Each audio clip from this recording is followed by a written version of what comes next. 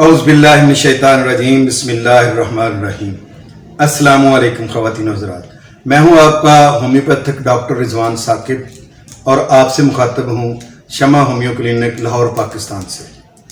आइए आज हम बात करते हैं इरिटेबल बाउल सिंड्रोम, यानी जिसका एब्रीवेशन या शॉर्ट फॉर्म जिसको हम अक्सर लिखा होता है बहुत सारे नुस्खों पे IBS। IBS क्या चीज़ है और ये इसकी अलामत क्या हैं, इसके असबाब क्या हैं, वजूहात क्या हैं और इसका होम्योपैथिक में क्या इलाज मुमकिन है और क्या दूसरे जो पैथीज़ हैं मुख्तलिफ तरीक़ा इलाज हैं क्या उनके अंदर भी इसका कोई इलाज है या नहीं है, इसके बारे में हम डिटेल से बात करेंगे। और दूसरा ये कि वो कौन सी अद्वियात हैं जो हम होम्योपैथी में खाएं तो ये इरिटेबल बाउल सिंड्रोम जो है वो ठीक हो जाएगा, और वो कौन सी ग़िज़ाएँ हैं जिनको हमें खाना चाहिए और कौन सी वो ग़िज़ाएँ हैं जिनको हमें इस बीमारी के दौरान में नहीं खाना चाहिए। ये सबसे पहले तो हम इसके बारे में बताते हैं कि इरिटेबल बाउल सिंड्रोम चीज़ क्या है। ये बाज़ दफ़ा हम कोलोन स्वेलिंग भी कहते हैं, बाज़ दफ़ा इसको इंटेस्टाइनल इन्फेक्शन भी कहते हैं, बाज़ दफ़ा H पेलोरी पॉजिटिव के नाम से भी जाना जाता है और इस तरह के बहुत सारे नाम इसके लिए जाते हैं। लेकिन ये सबसे जो जामे नाम है जो सारी इसकी जो इसको हावी है, इसके ऊपर जो हमारे मौज़ूआत हैं वो है इरिटेबल बाउल सिंड्रोम। मैं एक एक लफ्ज़ की इसकी जो है ना वो वजाहत करता हूँ कि इरिटेबल बाउल सिंड्रोम में इरिटेबल क्या चीज़ है, बाउल क्या चीज़ है और सिंड्रोम क्या चीज़ है। इरिटेबल की पहले हम देखते हैं कि इरिटेबल क्या चीज़ है। जैसे हम कहते हैं ना कि कोई बंदा जो है वो घड़ी में तोला घड़ी में माशा, कि कभी वो अचानक बड़ा खिलखिलाकर आपके साथ गुफ्तगू कर रहा होता है, हंस रहा होता है और बड़ा प्लेजेंट मूड होता है उसका, बड़ा खुशगवार मूड होता है और अचानक ही वो गुस्से में आ जाता है और पता नहीं चलता कि इसका मूड अचानक क्यों खराब हो गया। अभी बॉस के पास जो है वो जाता है, एक उसका PN है या उसका सेक्रेटरी है, तो वो कहते हैं अस्सलाम वालेकुम सर, तो वो आगे से जी वालेकुम सलाम, क्या हाल है, ठीक है आप खैरियत से हैं, वो बोलते हैं। अब दूसरे ही लम्हे वो दोबारा आता है, जो डोर को नॉक करता है या उससे इजाज़त लेकर आता है, तो वो आकर कहता है अस्सलाम वालेकुम सर, किधर आए हो। वो इंतहाई जो है ना वो गुस्से में बोलता है। तो इसी तरह से ये है इरिटेबल पर्सन।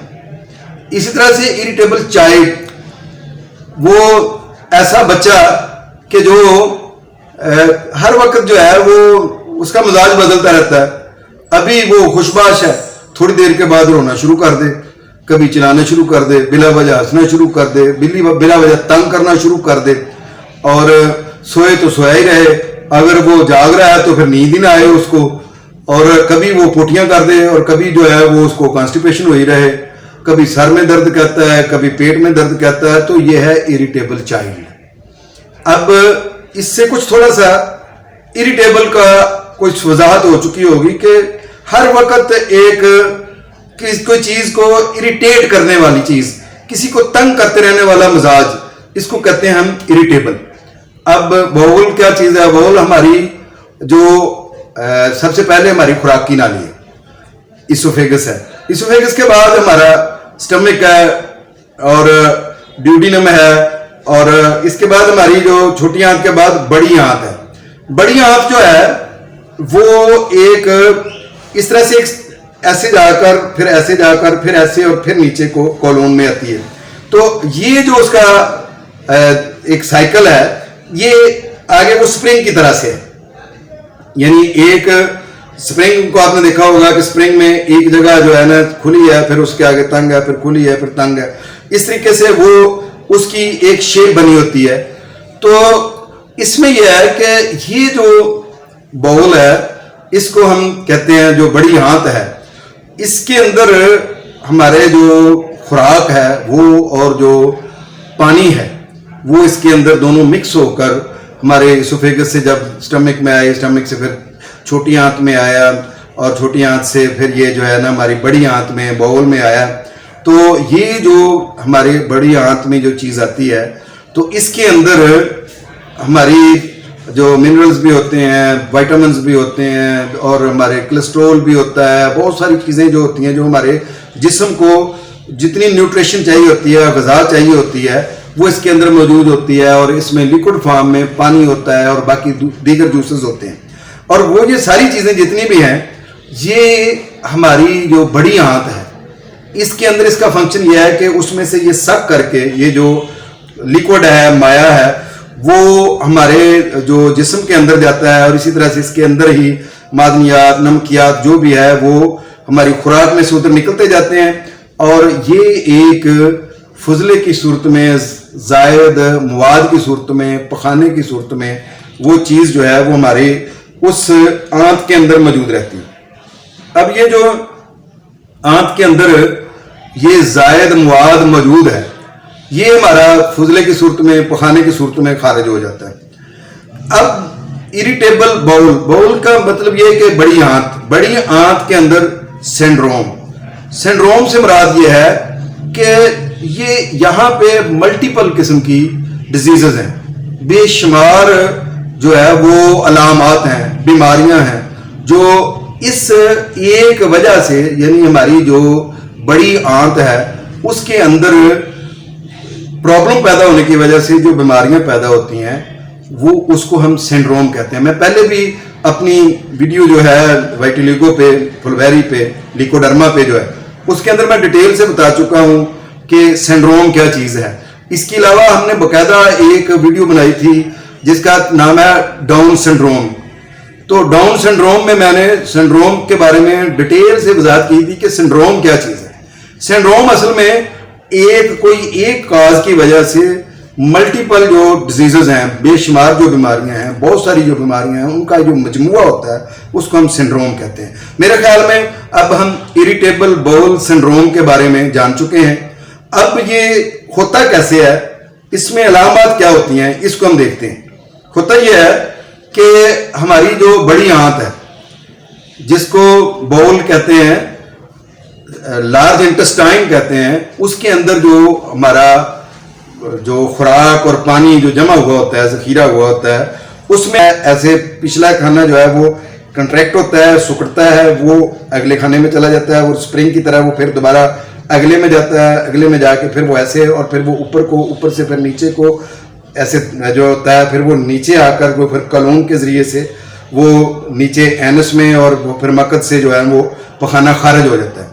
इस दौरान में क्या होता है, ये जो सारा काम हो रहा होता है, इसके अंदर से उसमें से जूसेस, उसमें लिक्विड, उसमें जो न्यूट्रिटिव जो हमारे ग़िज़ाई जो होती हैं, वो ताकत की चीज़ें जो हमारे ब्लड को चाहिए होती हैं, जो हमारे जिस्म को चाहिए होती हैं, वो खून के अंदर सक होती जाती हैं।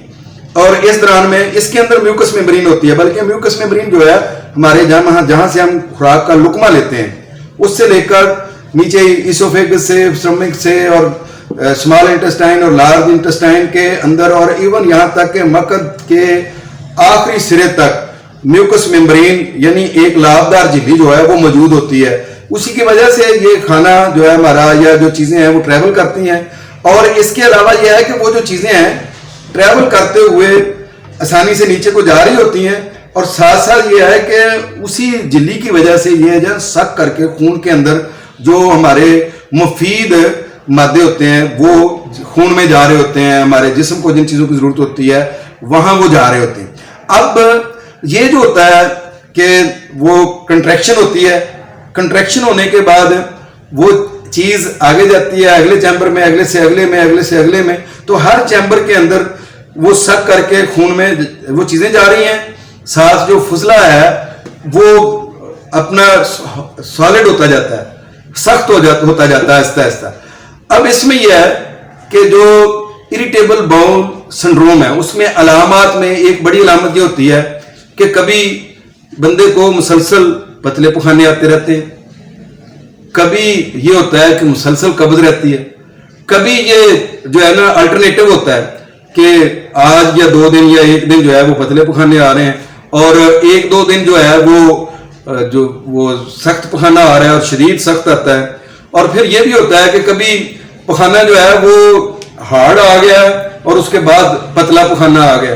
तो ये क्यों होता है? ये इसलिए होता है कि हमारा जो इंटेस्टाइनल सिस्टम है, जो बड़ी आंत है, जो बाउल है, उसके अंदर कभी किसी जगह पर पखाना ज्यादा देर तक रुका रहता है। वो होता यह है कि वहां के मसल्स जो हैं वो ज्यादा सेंसिटिव हो जाते हैं और कमजोर हो जाते हैं। उसकी मैं असबाब बताता हूं आगे आपको कि क्यों होता है ये। अब वो जो मसल्स हैं लार्ज इंटेस्टाइन के, बड़ी आंत के, जब वो कमजोर हो जाते हैं, उनके अंदर जो है वो उसको इसको कंट्रैक्शन की या उसको सुकड़ने की जबरदस्त किस्म की वो जो ताकत है वो कम हो जाती है, तो वो पखाना ज्यादा देर तक या वो जो ज़रात हैं वो ज्यादा देर तक वो वहां पड़े रह जाते हैं।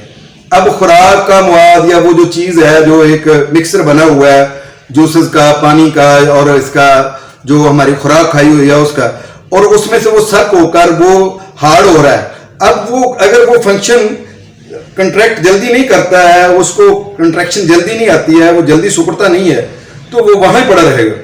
जितनी देर वो वहां पड़ा रहेगा, सक्सेशन का अमल या उसको नफूज पजीरी का अमल या उसके अंदर जज़ब होने का अमल जो है वो ज्यादा होता रहेगा और उसकी वजह से पखाना शदीद हार्ड होता जाएगा। और वो बाज़ दफा ये होता है कि ऊंट के पखाने की तरह का पखाना, और जिसमें आँव भी मिली होती है, और साथ ये है कि वो जो है बॉल की शक्ल में होता है। बाज़ दफा बकरी की मेंगनियों की तरह का थोड़ा थोड़ा पखाना आता है और सख्त आता है, और बाज़ दफा इंतहाई हार्ड स्टूल आने की वजह से जो है वो पाइल्स हो जाती है, हेमोराइड हो जाती है या बवासीर हो जाती है। और ये सारी चीजें अक्सर इरिटेबल बाउल सिंड्रोम की वजह से होती हैं। ये क्यों होता है?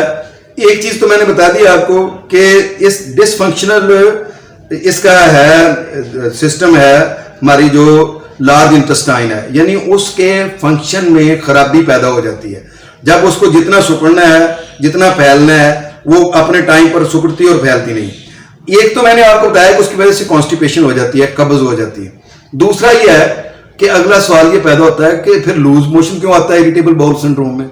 भाई होता ये है कि जब उसका सिस्टम ही खराब हो गया है, जितनी देर उस पखाने ने एक जगह पर रहना था, जितनी देर में उसमें से सक होनी थी चीजें, वो वहां पे अगर ज्यादा देर रहेगा तो हार्ड हो गया।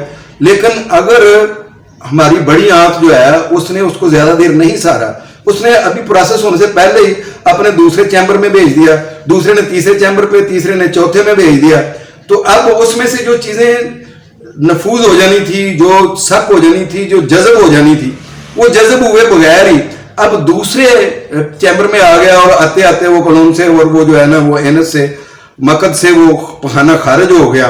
तो उसमें पानी भी मौजूद था और उसके अंदर जो है वो गैर हजम शुदा खुराक भी मौजूद थी, जिसको हम फूड पार्टिकल्स कहते हैं। और जब हम स्टूल CE लेते हैं, यानी पखाने का कंप्लीट एग्जामिनेशन करवाते हैं, तो उसमें हमें वो फूड पार्टिकल्स भी नजर आते हैं। तो इसका मतलब ये होता है कि जो हमारी लार्ज इंटेस्टाइन है उसने पूरा काम नहीं किया, तो इस वजह से ये मसला बना। अब इसकी हम देखते हैं कि अलामात क्या है। जो इरिटेबल बाउल सिंड्रोम IBS जिसको हम कहते हैं, IBS की सिम्टम्स क्या हैं, अलामत क्या हैं, वो तो मैंने उसका फंक्शन बताया है कि वो असल में होता क्या है। अब हम देखते हैं कि इसकी वजह से आम बंदे के जिस्म पर सिम्टम्स क्या आते हैं। वो मैंने आपको शुरू में एक बॉस वाली और एक इरिटेबल चाइल्ड वाली बात बताई है। अब होता यह है कि जब मैं ये बैठा हुआ हूं तो मेरी जो अंतड़ियां हैं, वो इंटेस्टाइन्स हैं, जो वो अपना फंक्शन अदा कर रही हैं, वो अपना फेल अंजाम दे रही हैं, वो अपना काम कर रही हैं, और लेकिन मुझे कुछ फील नहीं हो रहा है। मैं बिल्कुल सुकून से बैठा हुआ हूं। क्यों फील नहीं हो रहा है? इसलिए कि ये एक रूटीन वर्क है, लेकिन जब इसके अंदर कोई प्रॉब्लम पैदा हो जाती है, वो जल्दी कंट्रैक्ट होती हैं, तो अगर उनकी कंट्रैक्शन जल्दी हो जाती है, जल्दी सिकुड़ जाती हैं, तो वहां पे क्रैम्स आएंगे, वहां पे दर्द महसूस होगा और उसकी वजह से गैसेस महसूस होंगी। ज्यादा देर तक अगर वो फैली रहे और उसके अंदर पखाना मौजूद रहे और कंट्रैक्शन करके अगले चैम्बर में वो नहीं जाता है पखाना, उस वक्त वो हार्ड स्टूल होने की वजह से उसके अंदर शदीद स्मेल पैदा हो जाती है, और फिर यह है कि वही बैड गैसेस जो पैदा होती हैं उसकी वजह से पेट में दर्द होता है। अब बॉस या सॉब जो है वो बैठे हुए हैं, चेयर पे, और किसी को तो नहीं पता कि उसके अंदर मरोड़ उठ रहे हैं। अब कई लोगों को बातों से मरोड़ उठते हैं और उसकी तो आंतों से मरोड़ उठ रहे होते हैं। अब उसकी आंतों के ये मरोड़ जो हैं ये आईबीएस की वजह से।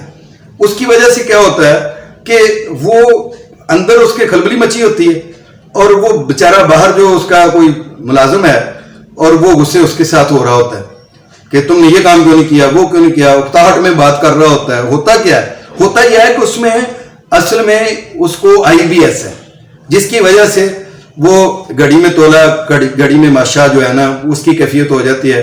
कभी वो बिल्कुल खुश होता है, कभी वो इंतहाई गुस्से में होता है, कभी उसका मजाज कुछ होता है, कभी कुछ होता है, जिसको हम मुतलव्वन मजाज भी कहते हैं। तो ये जो हमारा आईबीएस जो है या इरिटेबल बाउल सिंड्रोम है, इसके अंदर ये वजूहात ये पैदा क्यों होता है, आखिर इसकी वजह क्या है।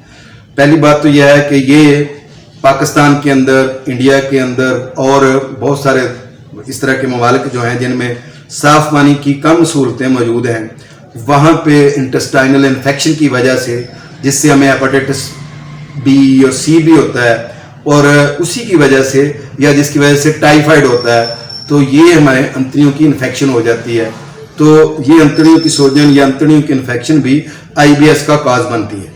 अगली चीज़ क्या है, कोई पेशेंट जो है हेपेटाइटिस बी या सी में मुब्तला है तो उसको भी ये ज़्यादा चांसेस होते हैं। वैसे तो ये इस वक्त दुनिया में 50% लोग जो हैं वो आईबीएस के जो है वो मर्ज में मुब्तला हैं, इरिटेबल बाउल सिंड्रोम के मर्ज में मुब्तला हैं, और इसमें किसी भी तरीका इलाज में इसका मुकम्मल इलाज मौजूद नहीं है सिवाय होम्योपैथी के, अल्हम्दुलिल्लाह। इस पे बात हम बाद में करते हैं कि उनमें क्यों नहीं है और हमारे पास कैसे है।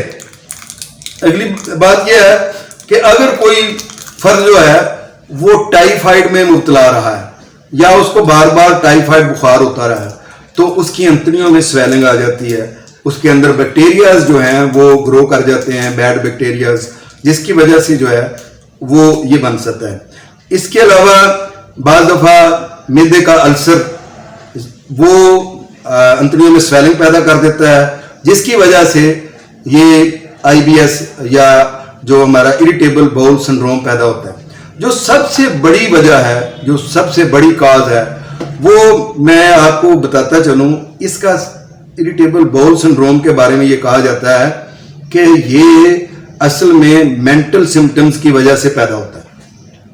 जब भी आपको शदीद डिप्रेशन रहे, किसी चीज का खौफ लाशऊर में मौजूद रहे, या टेंशन रहे मुस्तकिल किस्म की, कोई गम खाता जा रहा हो अंदर ही अंदर, तो उसकी वजह से ये आईबीएस पैदा हो जाता है। आईबीएस के बारे में एक दूसरी थ्योरी, एक दूसरा जो ख्याल है वो ये भी है कि आईबीएस की वजह से भी खौफ पैदा होता है। क्यों? आईबीएस की अलामत में ये भी मौजूद है कि कभी बीपी हाई हो जाता है, कभी इंतहाई लो हो जाता है, जिस्म बिल्कुल ठंडा महसूस होता है, और अगर दिल के हार्ट के टेस्ट करवाए जाए तो सारे नॉर्मल होते हैं। इंसान बाज़ दफ़ा ये समझता है कि मुझे हाइपोग्लाइसीमिया हो गया, मुझे शुगर की शदीद कमी हो गई है, ग्लूकोज की शदीद कमी हो गई है, जिस्म ठंडा हो गया है। वो जब शुगर का टेस्ट करवाया जाए, HbA1c करवाया जाए या कोई दूसरा टेस्ट करवाया जाए, तो उसमें शुगर नॉर्मल होती है। और कभी ये होता है कि मेरे किडनी जो है ना वो फेल हो गए हैं, किडनी फेलियर का मसला हो गया, गुर्दे फेल हो गए हैं, जिसकी वजह से मुझे पखाना और पेशाब की प्रॉब्लम हो गई है, तो उसमें RFT करवाया जाए, रीनल फंक्शनल टेस्ट, तो उसमें वो बिल्कुल नॉर्मल होते हैं। यानी बंदे का जिस्म का एक एक अंग जो है वो बिल्कुल नॉर्मल होता है, लेकिन उसको हर वक्त ये वहम लगा रहता है कि मैं बीमार हूं, और उसको ये परेशानी लाक रहती है कि मेरा जो दिल है इसकी कोई शदीद किस्म की बीमारी लाक हो गई है, या मेरी कोई स्टमक की बेहद किस्म की लाइलाज किस्म का मर्ज शुरू हो गया है, या मेरे किडनीज में बेतहाशा खौफनाक किस्म का मर्ज पैदा हो गया है।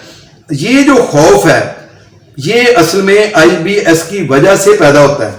और दूसरी थ्योरी जो है वो ये है कि इन फियर्स की वजह से, इन खौफ की वजह से, ये जो डर हैं इनकी वजह से आईबीएस पैदा होता है।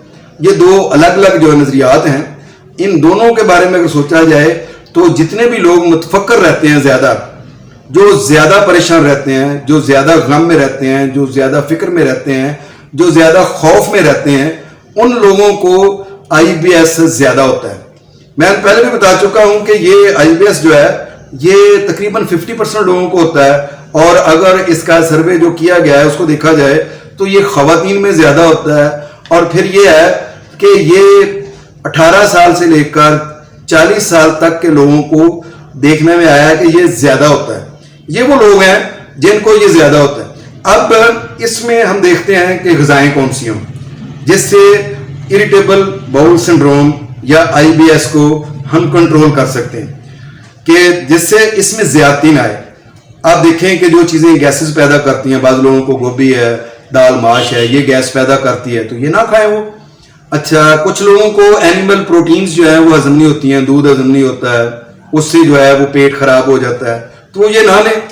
और किसी को अंडा हजम नहीं होता है, उससे ये हो जाता है। कोई ज्यादा मीठी चीजें खा ले तो उससे इरिटेबल बाउल सिंड्रोम पैदा हो जाता है, तो या उसमें मर्ज में इजाफा हो जाता है, तो वो ये चीज ना ले। बाज दूध से और बाज लोग घी से, और बहुत सारी ऐसी चीजें हैं कि जिनसे इंसान को खुद ही पता चलता जाता है कि मुझे ये जो है ना, मैं इससे ज्यादा इरिटेबल हो रहा हूं। तो उसकी ये जो चीजें हैं इनसे वो परहेज करे जिनकी वजह से होता है। दूसरा, पूरी नींद ले। जो बेख्वाबी है, नींद का कम लेना, उसकी वजह से भी इरिटेबल बाउल सिंड्रोम हो जाता है। और इसके अलावा खाने की कोई रूटीन ना होना। सुबह जब उठे नाश्ता 11 बजे कर लिया, 12 बजे कर लिया, और दोपहर का खाना फिर दोपहर का टाइम हो गया तो 3 बजे खा लिया। अब खाना खा लिया, सुबह का नाश्ता कर लिया, तो कम से कम 6 घंटे का वक्फा दें। वो वक्फा जब नहीं दिया जाता है तो अंतड़ियों का काम है कि उसको हजम करना। अब उनको डाइजेस्टिव सिस्टम से एक खाना गुजर रहा होता है तो अब दूसरा खाना भी उसके अंदर आ गया कि अब इसको भी हजम करो। अब उसको वो जब हजम कर रहा है तो तीसरा खाना भी आ गया। तो अंतड़ियों को जब ज्यादा काम करना पड़ता है तो उनके मसल्स कमजोर हो जाते हैं, वो सेंसिटिव हो जाती हैं। इसलिए हमें खाने की कोई रूटीन बनानी चाहिए। इसके अलावा ये जो जंक फूड और तेज मिर्च मसाले वाली चीजें, और फिर ये जो ब्रायलर और ये जो चीजें हैं, और फिर हमारे ये जो अपना सिल्वर स्टील के बर्तन हैं उनमें पके हुए खाने, और ये जो हमारी सिल्वर की देगों में पके हुए खाने होते हैं, इनसे भी इरिटेबल बाउल सिंड्रोम पैदा भी होता है और उसमें इजाफा भी होता है। तो हमें खाने की एक रूटीन बनानी चाहिए और अपनी वॉक को जो है वो बाकायदा एक मामूल बनाना चाहिए कि सुबह वॉक लाजमी करें, सुबह नहार मुंह पानी पिए और पानी ज्यादा पीने की रूटीन बनाएं। अब हम देखते हैं कि इसकी होम्योपैथिक इलाज क्या है। IBS अल्हम्दुलिल्लाह हमारे होम्योपैथी में इंतहाई काबिल इलाज मर्ज है। ये नहीं है कि ये नाकाबिल इलाज हो। मेरे एक दोस्त हैं, वो मुझे बताते हैं उनकी टांग का फ्रैक्चर हो गया, तो उन्होंने मुझे बताया कि भी इस तरीके से मैं अपनी टांग का ऑपरेशन करवाने के लिए हॉस्पिटल में गया। तो वहां पे डॉक्टर ने मुझसे जब हिस्ट्री ली तो उसने पूछा कि भाई आपको कोई दूसरा मर्ज तो नहीं है, हम आपको ऑपरेट करना चाह रहे हैं। उन्होंने कहा नहीं, कोई खास मसला तो नहीं है, IBS है, इरिटेबल बाउल सिंड्रोम है। और वो उसने बताया कि मेरे बड़े भाई जो हैं वो डॉक्टर हैं, तो उन्होंने इसके लिए मुझे एक मेडिसिन तजवीज़ की हुई है, मैं अरसद रात से ये खा रहा हूँ और उससे मैं ठीक हूँ। तो वो जो सर्जन डॉक्टर थे वो मुस्कुराए, उन्होंने कहा कि हाँ इसका इलाज तो कोई नहीं है, मैं भी इसके लिए एक मुस्तकिल दवाई खा रहा हूँ एलोपैथी की, और उससे अल्हम्दुलिल्लाह मैं बिल्कुल ठीक रहता हूँ। तो यानी वो सारी उम्र के लिए एक दवाई जो है वो खाई जाए तो वो जो मैदे के स्टमक के प्रॉब्लम्स हैं वो हल हुए रहते हैं। लेकिन ये मर्ज जड़ से किसी दूसरे तरीका इलाज में खत्म नहीं होता है, ये होम्योपैथी में खत्म होता है। तो मैंने अपने उन दोस्त को बताया कि भाई मेरे पास एक गुजरांवाला से दोस्त आते थे, उन्होंने मेरे से कोई 3 माह के लिए जो है ना IBS इरिटेबल बाउल सिंड्रोम का इलाज करवाया और अल्हम्दुलिल्लाह वो अल्लाह पाक ने उनको शिफा दे दिया है, वो शिफायाब हो गए हैं। लेकिन होम्योपैथी में हर दवाई अकॉर्डिंग टू सिम्टम्स होती है। मैं आपको इंशाल्लाह तकरीबन 20 से 25 इंशाल्लाह अगली वीडियो में मेडिसिन बताऊंगा जो इरिटेबल बाउल सिंड्रोम में जबरदस्त किस्म की मेडिसिन हैं, और उनमें से जो भी दवाई आप अकॉर्डिंग टू सिम्टम्स ले लें, अल्लाह के फजल से IBS बिल्कुल खत्म हो जाएगा। अगली वीडियो तक के लिए इजाजत दीजिए। अल्लाह हाफिज, अस्सलामु अलैकुम।